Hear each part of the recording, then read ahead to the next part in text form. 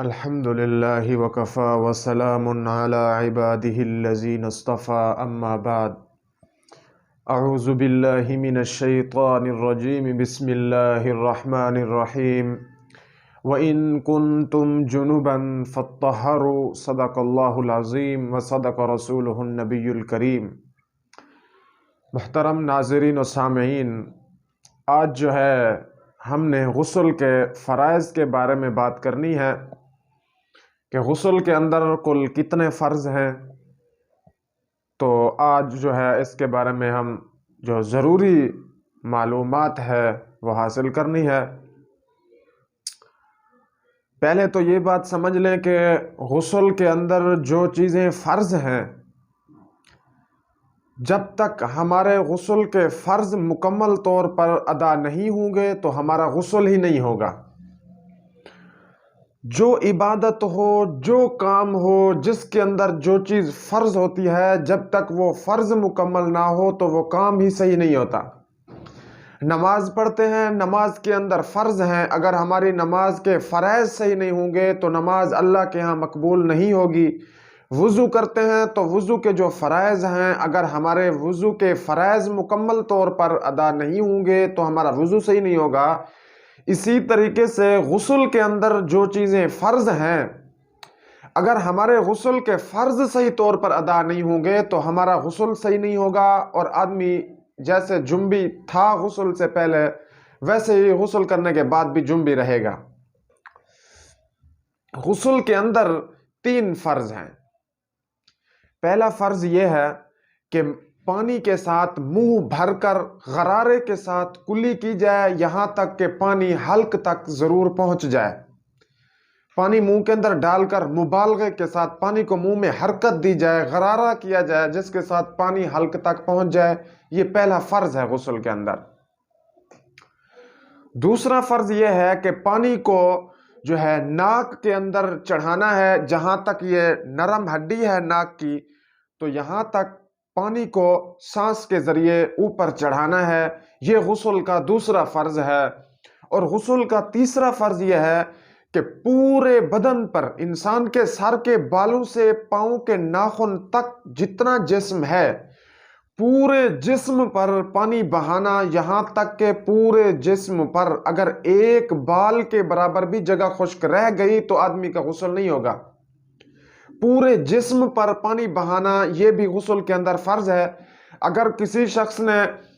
کلی کر لی ہے غرارے کے ساتھ، ناک کی نرم ہڈی تک پانی پہنچا لیا ہے اور پورے جسم پر پانی بہا دیا ہے، یہاں تک کہ ایک بال کے برابر بھی جگہ خشک نہیں رہی، تو اس شخص کا غسل مکمل ہو جائے گا۔ اب یہ ناپاکی سے پاکی کے اندر آ جائے گا۔ یہ غسل کے فرض ہیں۔ اب جو ہے یہاں پر میں 1-2 ضروری مسئلے عرض کرنا چاہتا ہوں۔ پہلا یہ ہے کہ منہ کے اندر جو ہم نے پانی ڈالنا ہے، پانی کے ذریعے ہم نے جو کلی کرنی ہے غرارے کے ساتھ، یاد رکھو اگر کسی آدمی کے دانت کے اندر کوئی کیڑا ہے، کوئی سوراخ ہے، پھر اس نے اس دانت کی بھرائی کرا لی ہے یا اس کے اوپر لوہے کا پتل کا خول چڑھا دیا ہے، تو اب یہ دانت کے حکم میں ہے۔ اب اگر پانی اندر نہ بھی پہنچا، کیونکہ دانت کے خلا کے اندر بھرائی ہوئی ہے یا اوپر سے لوہا ہے، پتل ہے، جو بھی ہے، پانی اندر نہیں پہنچا تو کوئی بات نہیں، اس کا غسل صحیح ہو جائے گا۔ لیکن اگر کسی شخص کے دانت کے اندر خول ہے، اوپر سے کوئی لوہا پتل وغیرہ چڑھا ہوا بھی نہیں ہے اور دانت کی بھرائی بھی نہیں ہے،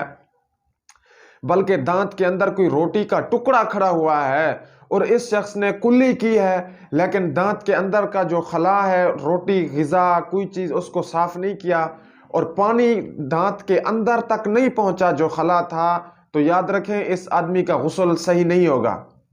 اس لیے کہ جب پورے جسم پر ہم نے پانی بہانا ہے اور ایک بال کی مقدار بھی جگہ خشک نہ رہے تو یہاں پر پانی نہیں پہنچے گا تو پھر جگہ تو خشک رہ جائے گی۔ جب جگہ خشک رہ جائے گی تو پھر ہمارا غسل صحیح نہیں ہوگا۔ یہ انتہائی چھوٹے چھوٹے باریک مسئلے ہیں، ان کو احتیاط سے تمام مسلمانوں کو یاد کرنا چاہیے۔ اور ایسے ہی اب اگر کسی شخص کے ناک کے اندر گرد ہے، غبار ہے، بعض دفعہ آدمی کو زکام ہو جاتا ہے اور وہ تہ جم جاتی ہے، تو اب اگر کسی شخص پر غسل فرض ہو گیا اور غسل کے اندر اس نے کلی کر لی، ناک کے اندر پانی بھی ڈالا، 3 مرتبہ ناک کی نرم ہڈی تک پانی پہنچا چکا ہے، لیکن اگر ناک کے اندر کا جو یہ حصہ ہے اس کے اوپر گرد ہے، غبار ہے یا کوئی اور چیز ہے، اور پانی جو ہے وہ ناک کی کھال کو ٹچ نہیں ہوتا، اور اس نے 3 مرتبہ ناک میں پانی ڈال لیا ہے، تو اس کا غسل تب بھی صحیح نہیں ہوگا۔ اس لیے غسل کرنے سے پہلے اس کو چاہیے کہ یہ اپنے ناک کو بائیں ہاتھ سے بالکل صاف کرے، دائیں ہاتھ کی چھوٹی انگلی کے ذریعے، حتیٰ کہ یہ ناک کے اندر کا جو چمڑا ہے یہ واضح ہو جائے، اور پانی کا جو ہے وہ ناک کے اندر والے چمڑے کو ٹچ ہونا ضروری ہے۔ تو یہ انتہائی باریک مسئلے ہیں۔ اور تیسرا مسئلہ یہ ہے کہ پورے جسم پر پانی بہانا ہے، یہاں تک کہ ایک بال کے برابر جگہ بھی خشک نہ رہے۔